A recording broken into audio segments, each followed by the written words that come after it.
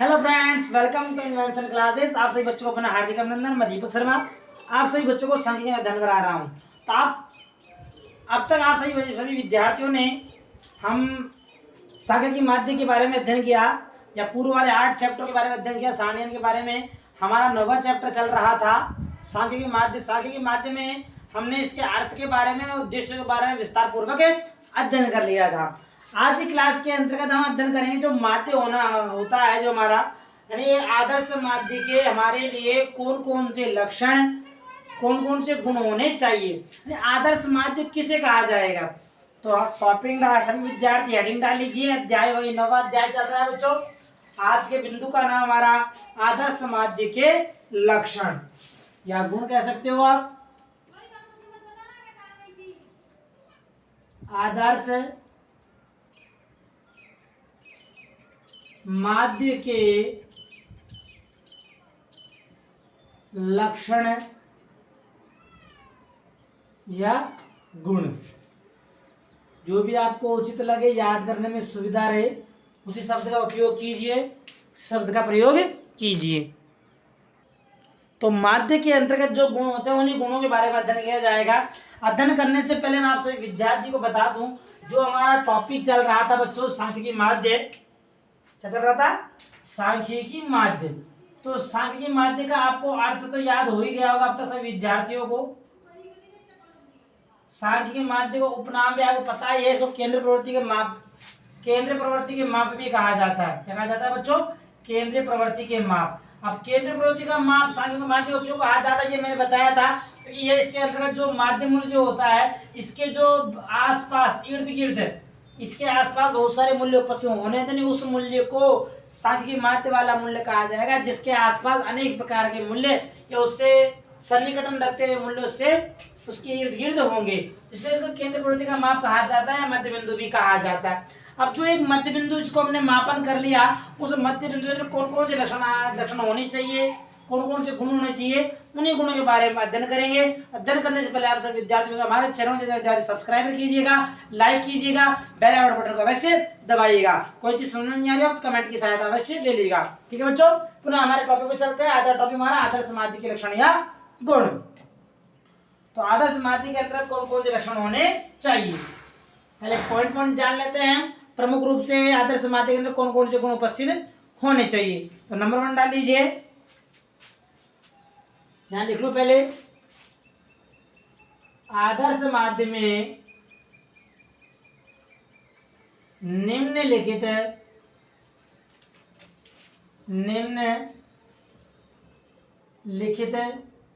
गुणों का,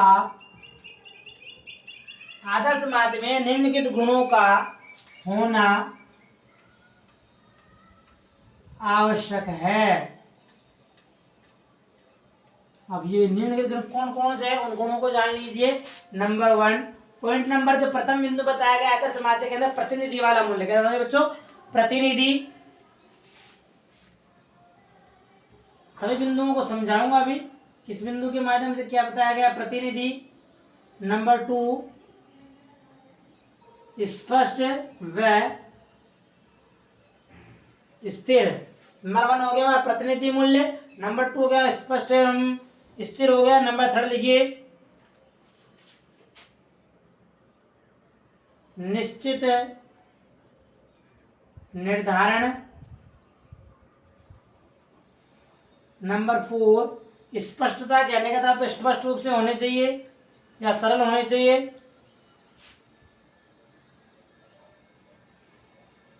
सरलता व पर्याप्तता। सरलता व पर्याप्तता। नंबर 5 पांचवा गुण क्या होना चाहिए, पांचवा गुण बताया गया है कि जो परिवर्तन का न्यूनतम परिवर्तन होने की संभावना कम होनी चाहिए। परिवर्तन का न्यूनतम प्रभाव। नंबर 6 छठा पॉइंट बताया गया हमारे पास निरपेक्ष संख्या। निरपेक्ष संख्या। नंबर 7 बीजगणितीय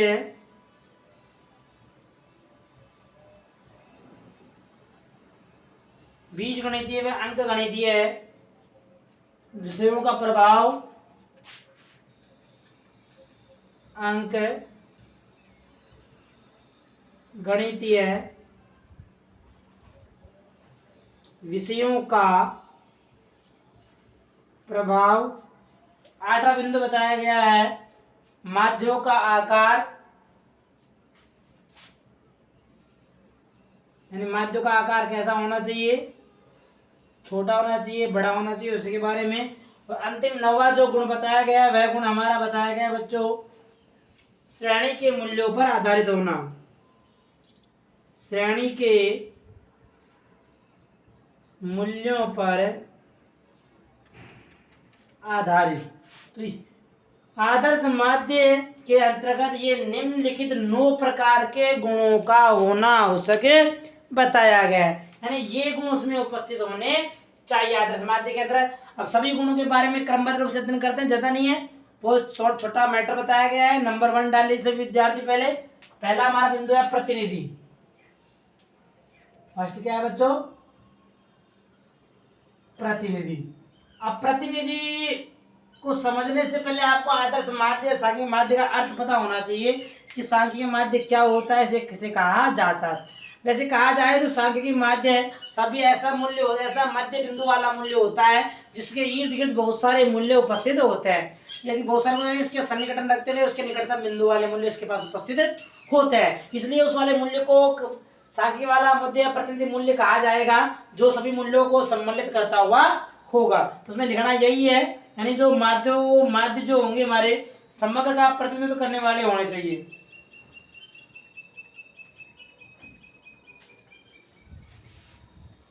लिख लो, माध्य ऐसा होना चाहिए, माध्य ऐसा होना चाहिए जो सभी मूल्यों का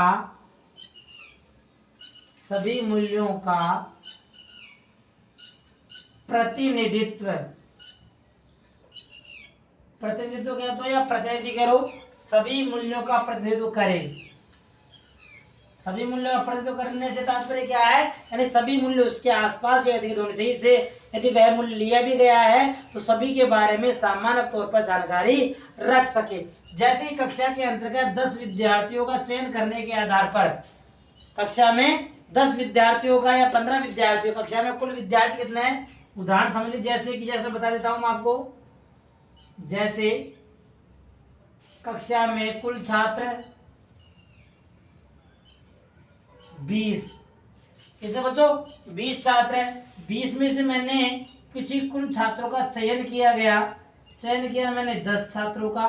तो मैं इन 10 छात्रों के आधार पर, अभी तो 10 छात्र होंगे, ये 10 छात्र में कुछ छात्र होशियार भी होंगे, कुछ छात्र ऐसे कमजोर भी होंगे, यानी इन दोनों मूल्यों के आधार पर मैं इसका प्रतिनिधित्व मूल्य निकाल सकता हूं।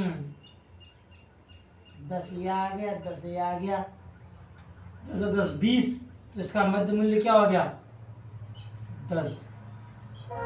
9 बच्चे इधर, 10 बच्चे इधर। इस प्रकार से मैं जो इसका प्रतिनिधि मूल्य लूंगा 10 और इसका 5 ले लूंगा, इसका आधा वाला मूल्य मिडिल मूल्य, तो जो सभी मूल्यों का प्रतिनिधित्व करता हुआ होगा। ठीक है, इसी प्रकार दूसरा बिंदु हमारा है स्पष्ट एवं स्थिर। इसमें स्पष्ट में क्या बताया गया है, स्पष्ट व स्थिर। स्पष्ट से आप लोग समझ गए होंगे स्पष्ट क्या है, यानी माध्य जो मूल्य लिया गया है, प्रतिनिधि मूल्य जो लिया गया है आपने, वह बिल्कुल स्पष्ट होना चाहिए, क्लियर से। तब स्थिरता के भाव से क्या लिया गया है, यानी किसी मूल्य के अंतर्गत, किसी मूल्य में यदि कुछ मूल्य जोड़ दिए जाए या कुछ मूल्य घटा दिए जाए, तो उनके जोड़ने घटाने से उस माध्य वाले मूल्य पर किसी प्रकार का प्रभाव नहीं पड़ना चाहिए। तो यहाँ यही चीज बताया गया है कि माध्य के स्पष्ट होने के साथ साथ, लिख लो, माध्य के स्पष्ट होने के साथ साथ साथ साथ स्थिरता का अर्थ, स्थिरता का अर्थ यह है कि माध्य के स्थिर होने के साथ साथ स्थिरता का अर्थ यह है कि उसके मूल्य में कुछ अंक जोड़ने व घटाने से परिणाम में अधिक परिवर्तन नहीं होना चाहिए। परिणाम में अधिक परिवर्तन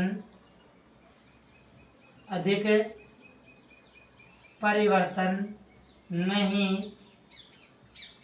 होना चाहिए। ये स्पष्ट स्थिरता के भाव से बताया गया है कि स्पष्ट स्थिरता रूप में क्या कहा गया है। नंबर 3 हमारा आता है निश्चित निर्धारण। निश्चित निर्धारण का अर्थ क्या है, यानी जो आपके द्वारा माध्य का चयन किया गया है,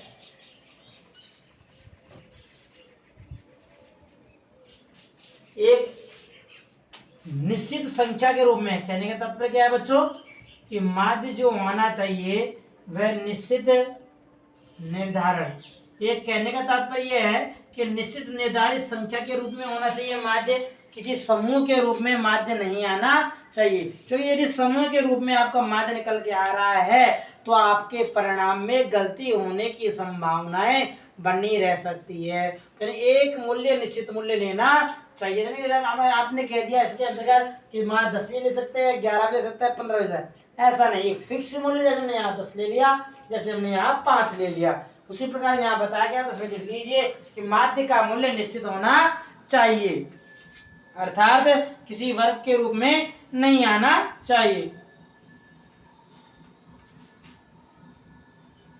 माध्य निश्चित संख्या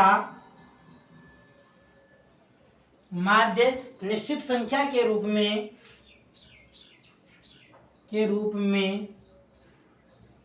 होना चाहिए। क्यों? क्योंकि अनिश्चित संख्या, क्योंकि अनिश्चित संख्या क्या उत्पन्न कर सकती है बच्चों? भ्रम उत्पन्न कर सकती है। भ्रम उत्पन्न कर सकती है तथा वर्ग वाला मूल्य भी माध्य, कहने का तात्पर्य 10 से 20, यानी इसको माध्य नहीं लेना चाहिए। वर्ग वाला मूल्य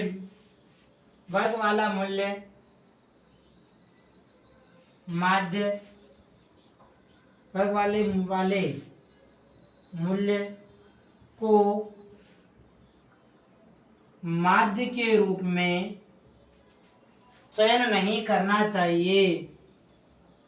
चयन नहीं करना चाहिए, यानी माध्य कैसा, वर्ग कैसा, मैंने वर्ग 10, जैसे कि 10 से 20, ये मैंने आपको वर्ग बताया है।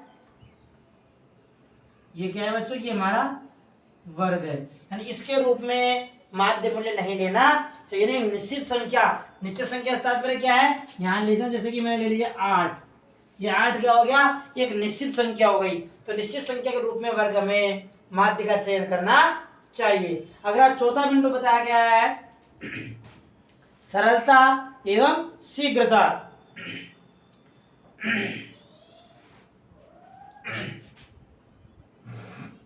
लो, सरलता व शीघ्रता।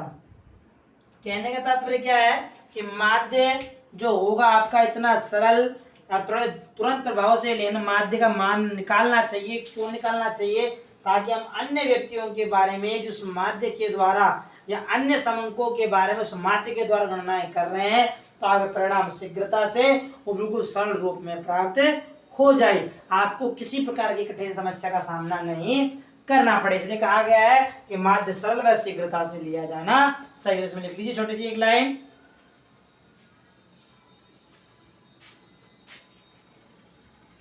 गणन प्रक्रिया को सरल बनाने के लिए माध्य भी गणन प्रक्रिया को सरल बनाने के लिए माध्य भी सरल व शीघ्रतापूर्वक मतलब अधिक समय नहीं लेने वाला, लिख देता हूं मैं, अधिक समय नहीं लेने वाला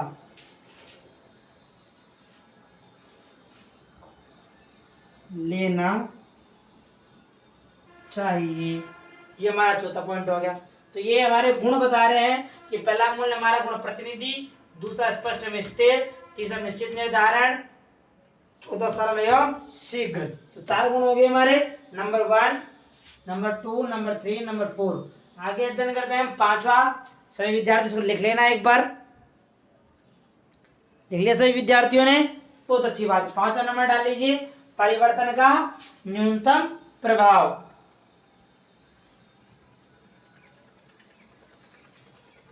परिवर्तन कैसे होना चाहिए,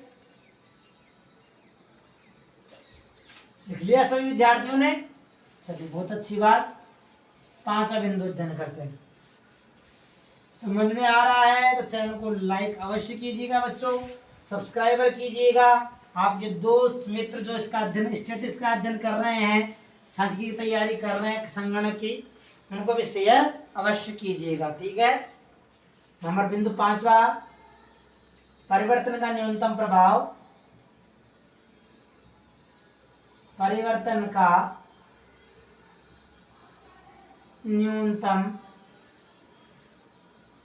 प्रभाव कहने का तात्पर्य, जब मैंने पहले वाले मूल्य के अंदर बताया था आप सभी विद्यार्थियों को कि यदि मूल्य आप परिवर्तनशील वाला मूल्य रख रहे हो, यानी किसी मूल्य में आप जोड़ो घटाओ किसी मूल्य को, तो परिणाम पर अधिक प्रभाव नहीं पड़ना चाहिए। यहाँ यही बात बताई गई है, परिवर्तन का न्यूनतम से न्यूनतम प्रभाव। आपके द्वारा चयन किया गया सांख्यिकी माध्य ऐसा होना चाहिए कि उसके अंतर्गत परिवर्तन अधिक मात्रा में नहीं हो। क्यों? क्योंकि यदि अधिक मात्रा में माध्य में परिवर्तन कर दिया आपने तो आपके परिणाम भी गलत व भ्रामक होंगे।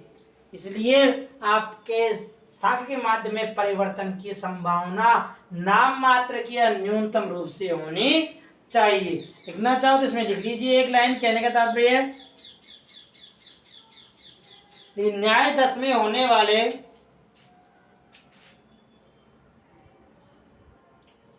न्याय 10 में होने वाले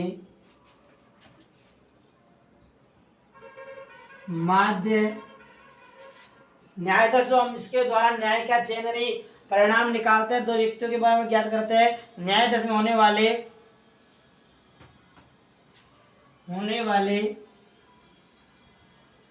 परिवर्तनों का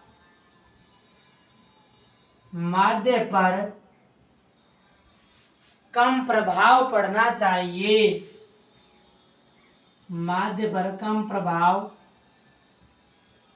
पड़ना चाहिए। क्यों चाहिए? मैंने आपको अभी बता ही दिया है क्यों चाहिए, किस लिए चाहिए, ठीक है। ये 5वां बिंदु समाप्त। छठा लिखिए निरपेक्ष संख्या। निरपेक्ष संख्या समझ गए होंगे। कहने का तात्पर्य पूर्णांक संख्या के अंतर्गत आपका माध्य का चयन करना चाहिए। पूर्ण संख्या के रूप में चयन, यानी आपके प्रतिशत के रूप में या भिन्नों के रूप में माध्य का चयन नहीं करना चाहिए। यदि आपने उसका चयन कर लिया तो आपके परिणाम भी गलत होने की संभावनाएं बन जाती है। क्या होगा? निरपेक्ष संख्या के रूप में लीजिए। इसमें सांख्यिकी माध्य निरपेक्ष संख्या के सांख्यिकी माध्य निरपेक्ष संख्या के रूप में रूप में होना चाहिए, अर्थात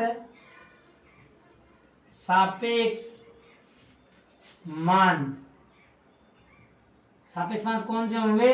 जैसे कि सापेक्ष मान कहा जाता है प्रतिशत में जो मान प्रदर्शित किया जाता है, भिन्न के रूप में जो मान लिखा जाता है, उसके बारे में बताया जा रहा है कि प्रतिशत के रूप में मान नहीं दिया होना चाहिए।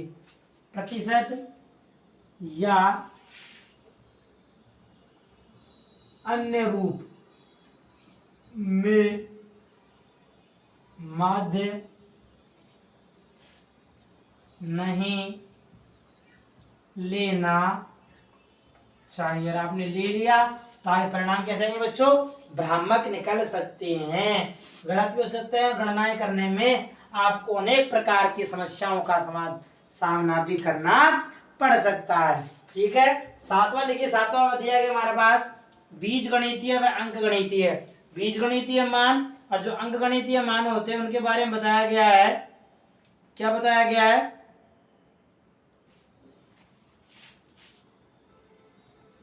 बीज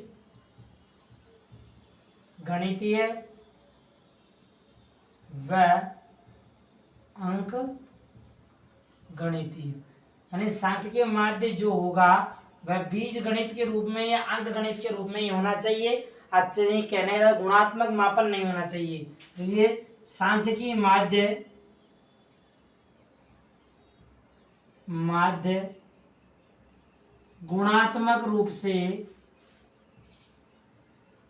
नहीं होना चाहिए। गुणात्मक मान आप जानते हो ना बच्चों, जैसे जैसे कि बता रहा हूँ, यहाँ पे मैं लिख रहा हूँ अच्छा, बुरा आदि। सुंदर, बस सुंदर, असुंदर नहीं होना चाहिए। अर्थात यह मान बीज गणितीय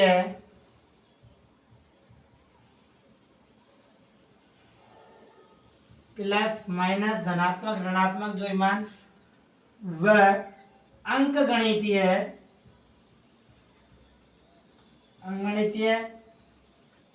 एक दो तीन चार जो भी आ गया अनंत तक आपका अंक गणितीय रूप में ही होना चाहिए,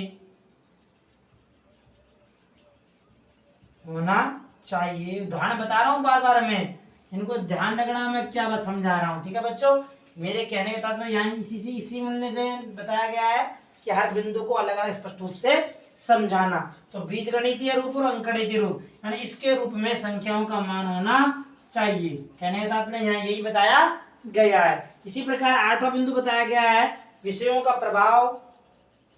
अच्छा, इसी में है अंक गणितीय विषयों का प्रभाव। अगला है आठवां बिंदु माध्यों का आकार। माध्यों का आकार, आकार कैसा होना चाहिए? कहने के साथ तो कुल मिला के आकार छोटा तो होना चाहिए, लेकिन वह छोटा मूल्य सभी मूल्यों का प्रतिनिधित्व करता हुआ होना चाहिए। तो यहाँ इसमें यही लिख लीजिए कि माध्यों का आकार छोटा होने के साथ साथ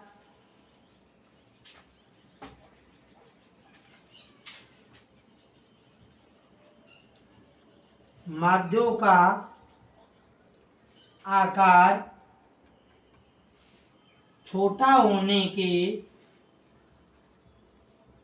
साथ साथ माध्यों का आकार छोटा होने के साथ साथ ऐसा होना चाहिए जो कि सभी मूल्यों को केंद्रित करता हुआ हो, सभी मूल्यों का आधार हो, यानी सभी मूल्य उसके इर्द गिर्द होने चाहिए। यानी अलग अलग से नहीं होना। ऐसा नहीं है कि आपने मूल्य ले लिया माध्य 1 से लेकर 100 तक गिनती में 100 माध्य ले लिया तो माध्य 100 लोगे, तो ये आप एक वाला मूल्य जब आप मापन करोगे एक वाले मूल्य का, तो आपके लिए वह मूल्य 99 मूल्य पिच बैक चला जाएगा। और इस प्रकार का माध्य नहीं होता है, इस प्रकार माध्य नहीं लिया जाता है। यही बात इसमें समझाई गई है। समझ आ गया माध्यों का। अंतिम बिंदु हमारा श्रेणी के मूल्यों पर आधारित। कहने का तात्पर्य यह है श्रेणी में जो हमारे मूल्य होंगे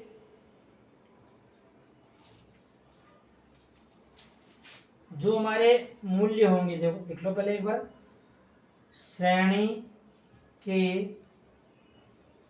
मूल्यों पर आधारित, यानी आपने जो तालिका बनाई है, जो श्रेणी आपने बनाई है, उस श्रेणी के मूल्यों पर ही आधारित मूल्य लेना चाहिए। कैसे, तो वो देख समझ लो एक बार। लिख लीजिए कि माध्य मूल्य श्रेणी में ज्ञात मूल्य में से ही लेना चाहिए। जैसे आपके पास अंक दिया हुआ है 1 4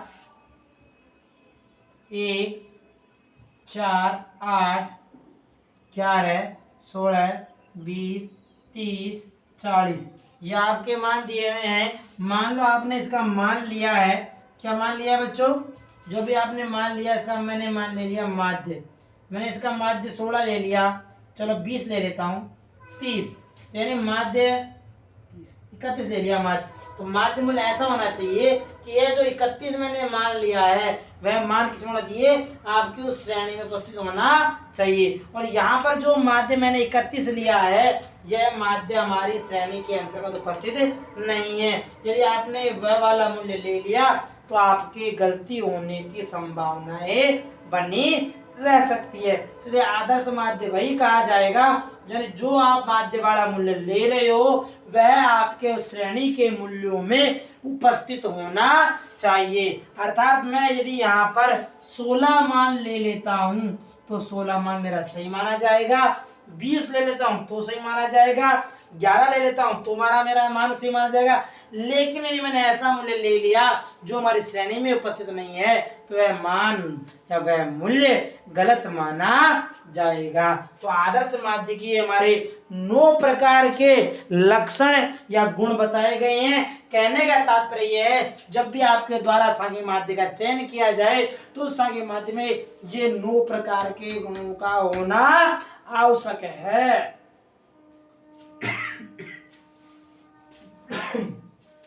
और गुण भी हो सकते हैं इनके अलावा भी।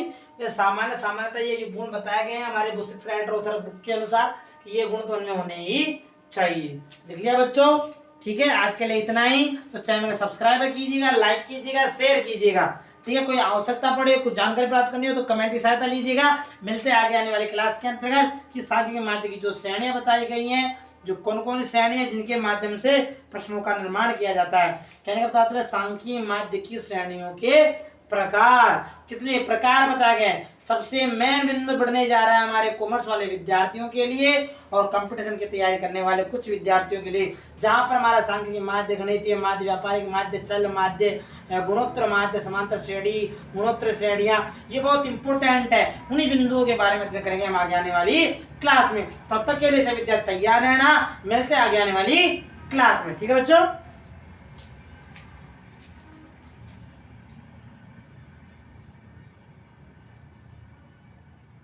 Best of luck.